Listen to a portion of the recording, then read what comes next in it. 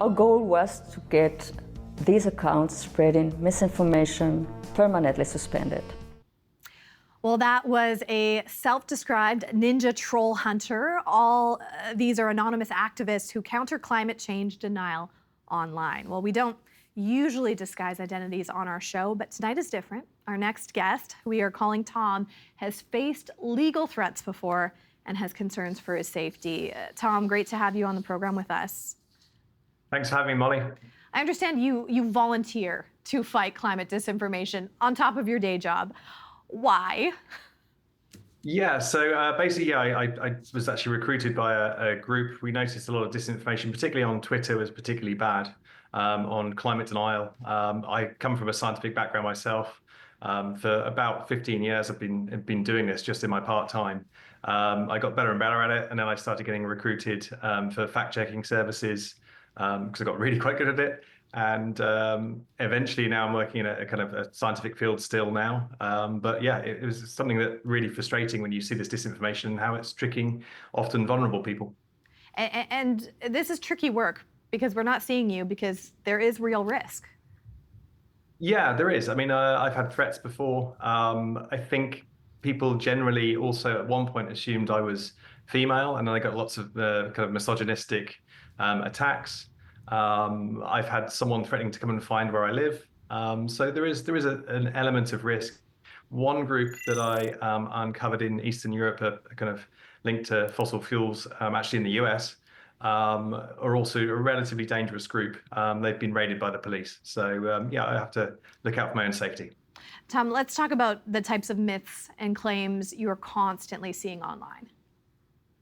Yeah, I mean, typically the vast majority of the big accounts on social media, particularly if it's climate change denial, have some kind of links to fossil fuel lobby groups. Not every single one, but the vast majority of the well-funded ones, the ones with big numbers, are quite a big network. I'm thinking particularly in Canada of the kind of relatively large climate denial or climate action delay kind of influencers. Jordan Peterson would be one. I did a video debunking some of his claims, which was quite easy, I've got to say. But also other kind of influencers as well. One that was on Joe Rogan was even Mel Gibson that I did a video debunking one of his claims. Yeah, very famous people with huge followers, huge accounts of people that are like watching their every word. I want to bring up one example of a tweet that you debunked, climate disinfo. Here's a claim that Antarctica gains ice for the first time in decades, reversing the trend of ice loss. And in your responding tweet, I noticed you say, people are cherry picking misleading headlines. Walk me through how you tackle something like that. Yeah, I mean, this one was particularly personal to me because I happen to know the people that work on that particular data set. So I'm quite familiar with what the long-term kind of data is doing. So for the Antarctic, for example, if you look at 40 years of data, you can see a decline in the ice sheets. That's not sea ice, that's the kind of the land ice. So it's been declining over the last 40 years. The paper they selected, I've actually read that paper, and they picked just 2 years from that paper where there is a very small increase in Antarctic ice mass. The problem that they've got is the paper described why that was, and there was a slight increase in precipitation in those 2 years. But if you're going to cherry pick 2 years out of 40, that's quite misleading. They also missed off 2024, where this kind of very small blip is, if you imagine a line from the top left of the screen down to the bottom right of the screen, and you've got a tiny little bit where it goes up a bit and then goes back down again, that's not a recovery. So it was kind of a statistical misinformation in one way, and also just a misleading headline, unfortunately. Right. But climate change deniers jumped on that immediately and said the Antarctic's recovered. And we're talking about, let's say someone's lost, I don't know, 40 kilos in weight, and they've gained 500 grams in weight. That isn't a recovery back to the weight they were beforehand. You know, I always wonder if people are, you know, just genuinely sharing things because they're like, oh, interesting, didn't know this, or if it's more targeted than that, more sinister. I think for some people, some people are quite happy. They're like, oh, that's good news. But when you see the accounts that are spreading it and you're familiar with those particular accounts, it is the influential accounts, often conspiracy theorist accounts that seem to move from during COVID, from anti-vaxxer accounts have now moved into climate change denial.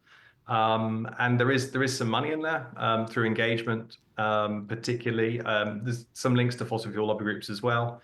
But when you recognize which accounts are doing it, it's consistently the same thing. It's misleading stories and outright climate denial sometimes, and often attacking any kind of solutions to solving climate change. Tom, it seems like you have a real, kind of whack-a-mole approach. You see something pop up, you give it more context, or you source something else that people need to understand. A lot of experts say, that whack-a-mole approach doesn't really work. We actually need regulatory change, bigger systemic change. What would you say to that? I would agree to that to a degree. I think we need better science education. I think potentially in schools we need to educate students how to spot misinformation, disinformation as well. So that should come in. Obviously, with the regulatory side, it's difficult because who then decides? It has to be an independent body to make sure it's fair. But for the moment, as that isn't happening, we're kind of relying often on volunteers like myself to get out there and try and push back against it. But it's an uphill battle. I mean, I'm not funded in any way. It's volunteer groups. There's networks of communities trying to push back against disinformation, and also, from the science community as well. That it's quite frustrating when you see your work misrepresented by people, and then you have to, do your best. Do you feel like you're making a difference? Because it feels like a tsunami. There is a large amount of stuff on that. I mean, I see when I post something on climate, I'll see some definite bot accounts. You can usually spot a bot account because it's relatively recently been made. There's often some numbers and letters in there as well, with maybe 0 followers, but following the same type of accounts again and again, trying to get engagement. But in terms of my successes, the videos that I put on Twitter sometimes get 150,000 views. And for me, I consider that success. Particularly when I get kind of other scientists retweeting that out, then it starts to kind of gain momentum. People start to spot the same tricks because it's almost always the same talking points you see from the climate change denial accounts. What are those talking points people should watch out for? Typically blaming anything but kind of greenhouse gases for climate change is a very kind of typical one. Other kind of misleading ones I've seen quite recently, there was a power cut in Spain with the kind of power outage. Within 20 minutes of that news going out, I saw some politicians in the UK from one particular party that's not a fan of mine, sending out, this is definitely renewables. And at that moment, an hour after this had happened, no one knew. The Spanish authorities didn't know. The engineers working on the grid had no idea what the cause was. And to be honest, we still don't know the full reasons for it. It's probably multiple factors, but you can spot these kind of things that they basically, if there's no information available, people fill it with disinformation. And it doesn't take any kind of time or any research to put out disinformation. Anyone can put it out. And obviously it takes longer and more time to correct that misinformation. So I think we need a more rapid response from scientists with kind of general template responses to respond to these, because it is almost always the same kind of climate change denial or climate action delay tactics. So I think that's what we need.